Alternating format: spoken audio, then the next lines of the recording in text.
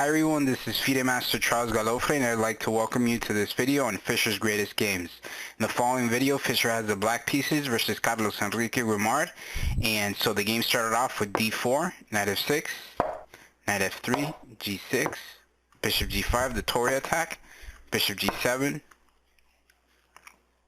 knight bd2, d6, e4. This is a classical system for white.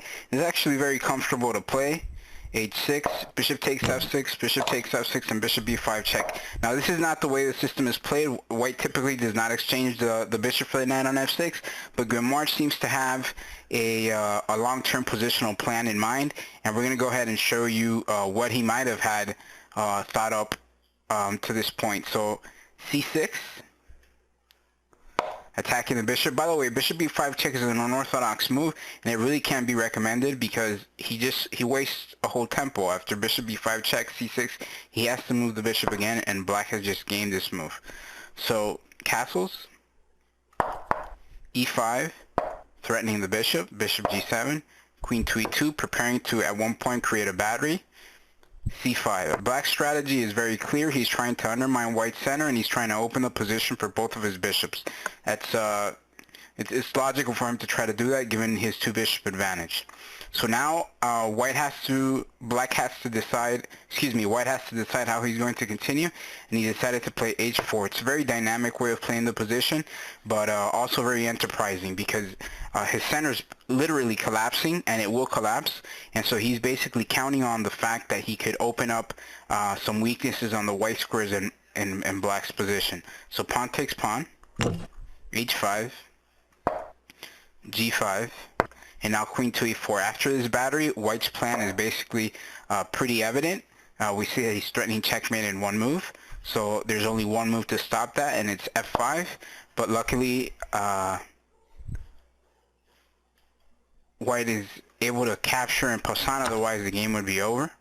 Rook takes, and knight takes g5, a very interesting sacrifice, and white cannot capture the knight because after pawn takes, queen h7 check, king f8, and h6, and the game is this is clearly better for white. So going back, in this position, Fischer played d5, a very nice subtle defense. You know, what does that move accomplish? Basically, it threatens the queen. It opens the 6th rank over for the rook, and it frees the b7 pawn, allowing the bishop on f5 to be developed. So queen h7 check, king to f8, and castles long. Knight c6, f4, knight b4, threatening to capture the bishop, a3, knight takes bishop, queen takes, and pawn takes knight. Now this is a very risky decision by Fischer, and his position is really not close to collapsing, but it's a very risky position. h6, he has to play very precisely. Bishop takes pawn, pawn takes, and now bishop f5, bringing the last piece into the game. Rook takes h6, bishop takes queen, rook h8 check, king g7, and now pawn takes would be a mistake because black simply captures the rook and he would be winning. So rook takes queen, and a very nice move by Fischer, rook to c6, an intermezzo, preventing check and also sacrificing the rook on a8.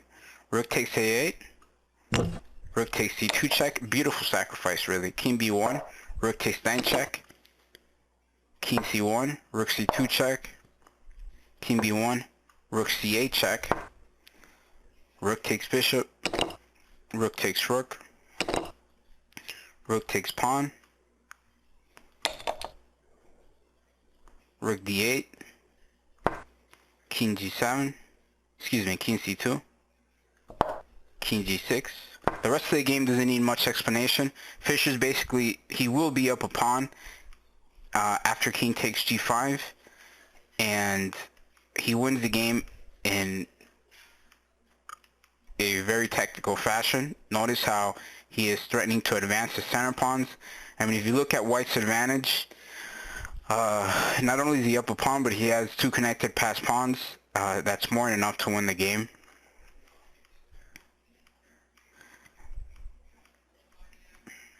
Now he cuts off the king and he has a passed pawn. He's bringing the king into the center. And white resigns.